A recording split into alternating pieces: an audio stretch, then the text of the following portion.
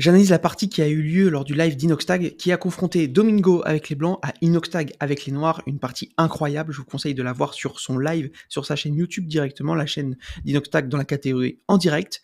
On commence tout de suite.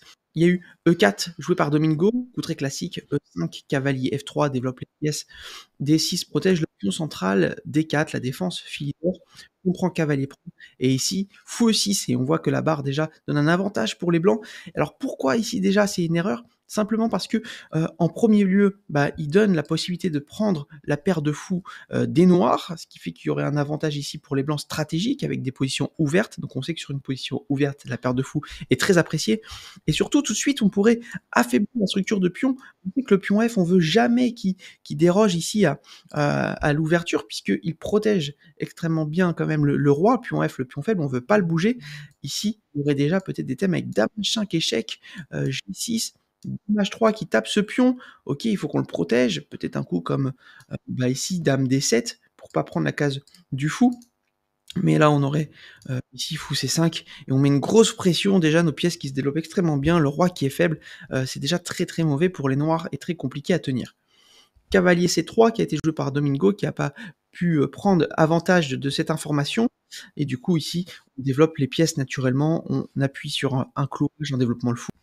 Ici, dame F3, il développe la dame, peut-être qu'il envisage de jouer un grand roc avec une marée de pion qui pourrait faire H4, H5, H6 pour attaquer le roi adverse.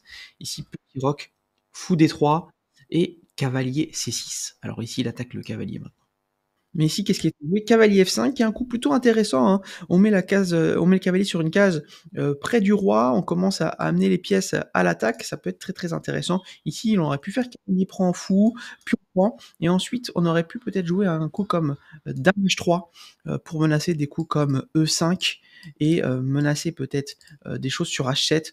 En supprimant le défenseur d'abord, en faisant fou prend, E5 attaque le fou et menacer du dame H7. Ça aurait pu être intéressant. Mais cavalier F5, ok.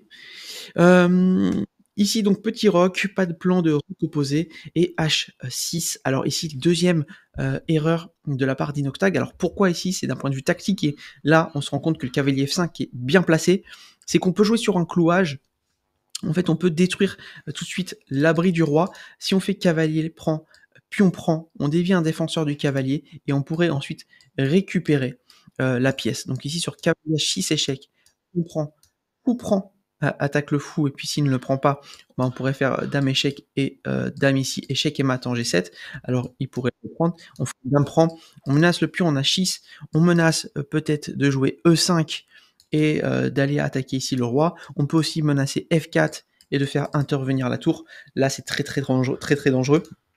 Et on voit que le roi, il peut pas bouger pour laisser passer la tour en tant que défenseur. Il est tout de suite coincé. Et s'il va en H7, on pourrait faire échec tout de suite. Donc là, c'est déjà foutu pour les noirs dans cette position. Mais malheureusement, Domingo, il voit pas ce coup tranchant, il n'arrive pas à punir. Donc il fait fou prend, et ici il vient clouer ce cavalier. Voilà, il sait peut-être pas trop quoi faire à ce moment-là, c'est compréhensible. Peut-être qu'il pourrait mettre les tours au centre, hein, c'est toujours une bonne chose de mettre les tours au centre. En plus ici il y aurait un alignement avec la dame, donc pourquoi pas. Ok, c'est ce que fait pour le coup Inoxtag, il met sa tour au centre, qui va taper sur ce pion, peut-être qu'il va ramener ensuite la deuxième tour, qui va jouer un coup comme A6, pour l'instant c'est plutôt très très bien. Ici, par contre, il y a toujours la même tactique, avec le même thème, cavalier prend 6, échec, prend, et prend fou, qui aurait pu faire très très mal. Cavalier D5, Domingo il aime bien ramener les pièces au centre, c'est plutôt ok, c'est protégé par le pion, ça menace quand même pas mal de choses, notamment cavalier prend fou et pion prend, avec un roi qui serait beaucoup plus faible, peut-être avec des menaces comme dame ici échec, et dame échec et mat en G7, puisque le cavalier contrôlerait ici toutes les cases. Donc attention, Inoxtag là qui est très très lucide, il permet de pouvoir reculer tout en défendant ici une fourchette potentielle du cavalier, et défendre aussi ce fou qui pourrait être pris et déstructurer l'abri du roi. Donc c'est très très bien joué. La tour au centre, fou prend pion, ici il y a un pion qu'Inoxtag prend, Domingo qui le rattaque, et ici il y a A6 qui est joué. Alors là ça bouge un petit peu dans tous les sens, pourquoi? Simplement parce que Domingo il aurait pu faire quelque chose mais qui est assez compliqué à voir, franchement c'est un niveau très très élevé, franchement c'est extrêmement dur, ça aurait pu être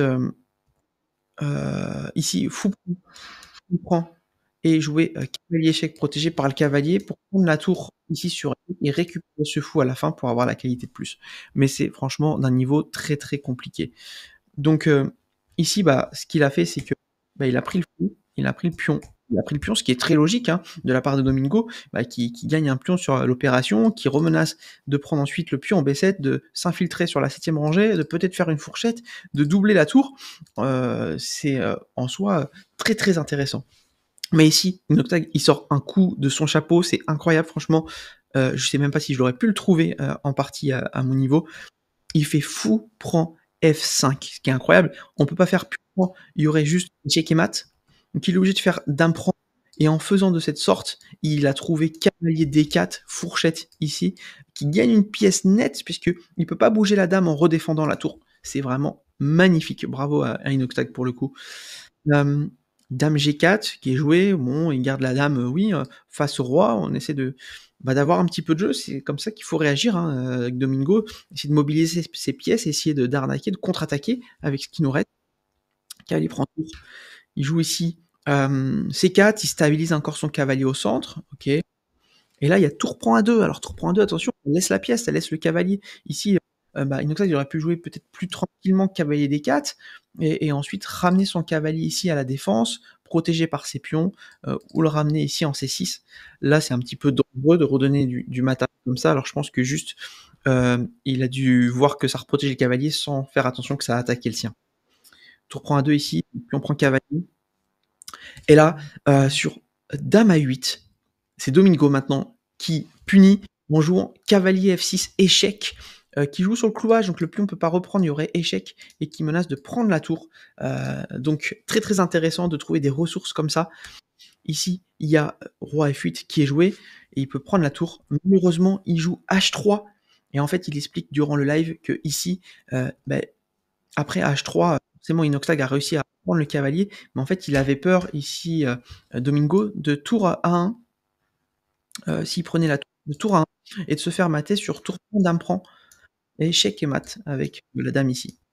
Mais en fait sur, tour ici, bah, il y a plusieurs choses. Déjà, il aurait pu peut-être jouer roi G1, ce qui ne force pas du coup l'échec et mat et sur prend, reprend, dame échec, bah, le roi ici peut s'enfuir.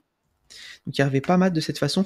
Et là, un coup très joli qu'il aurait pu voir, c'est qu'il aurait pu faire dame prend peut-être protégé par le cavalier, et sur roi cavalier, il aurait pu récupérer la tour derrière et passer complètement gagnant. Incroyable, dommage qu'il ne l'ait pas vu. Donc ici, il joue H3 pour se protéger du mat. Donc pion prend, malheureusement, il donne du coup encore le cavalier, il a une tournette de moins maintenant. Dame H5, il se bat, il essaie de s'infiltrer, de menacer ce roi. C'est pas fini, il y a quand même un pion avancé, il y a une tour, on sait jamais, il y a une dame. À ce niveau-là, tout peut se faire. Le roi qui bouge, à mon avis, il veut jouer roi ici et pouvoir bah, se mettre un peu à l'abri. Dame prend H6. Dame A5, très intéressant, hein, il active ses pièces, il menace de prendre la tour en E1.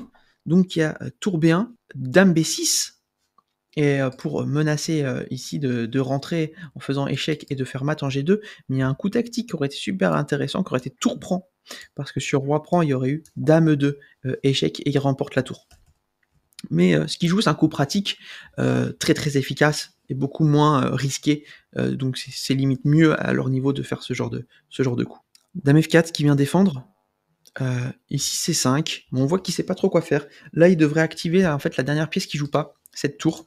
Soit en bougeant le roi, peut-être ici en activant la tour, soit en jouant la tour directement vers le roi, ou encore une fois en jouant la tour sur la colonne A pour menacer de faire tour 1 et changer les pièces et simplifier la position. Parce que c'est dans l'avantage ici hein, de Inoxtag d'échanger un maximum de pièces, parce que moins il y a de pièces, moins il y a de chances pour Domingo de l'arnaquer. Donc ici, maintenant il le fait, il active sa tour. Domingo qui essaie d'activer ses pièces au maximum, le rapprocher le plus près du centre du roi. Il y a tour prend, tour échec, roi H2, dame prend pion. Il active F4, je pense qu'il essaie de faire une percée centrale, d'essayer de faire des échecs à répétition, de faire de la confusion, c'est normal. Ici, dame F2, et là il y a une opportunité pour Domingo de pouvoir faire une perpétuelle, mais qui est compliquée à voir. Mais il commence bien, il fait dame échec, et sur roi bouge ici, il pourrait faire en fait dame échec, roi bouge, dame échec, roi bouge, et faire des échecs perpétuels de cette façon, pour pouvoir, faire nul.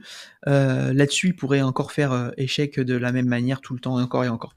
Malheureusement, dans cette séquence, ici, il fait échec sur case noire, ce qui fait qu'une fois qu'il est là, il y a plus d'échec pour Domingo, même s'il récupère ce pion, il y a plus d'échec.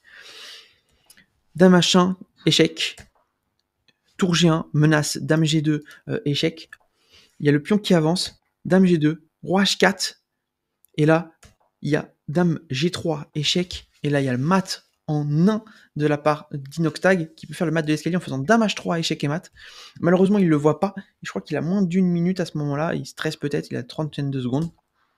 Dame échec, c'est pas grave, il veut encore mater ici en faisant dame H6, et ça ferait mat de l'escalier, mais il le voit pas, il fait roi H6, ça permet à Domingo de pouvoir faire dame F8, échec, Inox qui joue dame G7, dame prend, tour prend, pion prend, tour G6, c'est très bien, s'en prend au pion, tour prend pion, le roi qui va essayer d'aller stopper ce pion, pion avance, le roi qui avance, là c'est très bien joué de la part d'Inoxtag qui vient bloquer la circulation du roi, roi ici, pion avance, roi ici, tour recule, roi là. Alors ici, dans cette position, peut-être que il aurait pu jouer un coup comme tour D7 pour vraiment protéger ce pion et empêcher le contre-jeu des blancs, mais là, il est un petit peu sous pression, il joue rapidement, donc il avance, il laisse ce pion, il se dit qu'il fait une dame, c'est ok aussi, pion avance, dame échec, roi là, dame échec, roi ici, là il n'arrive pas à trouver le mat, donc il fait dame échec, roi qui est en F4, encore dame échec. Malheureusement, il pourrait simplement ici jouer des coups comme tour F8, tour D6 et menacer de prendre ce pion et simplifier la position pour pouvoir faire un mat de l'escalier sans qu'il puisse se cacher en fait et tourner autour de ce pion. Tour échec, dame échec. Et on voit qu'il a du mal, tour échec, alors qu'ici, il y a encore une possibilité de mater en un coup en faisant dame B8, échec et mat, qui fait encore le mat de l'escalier.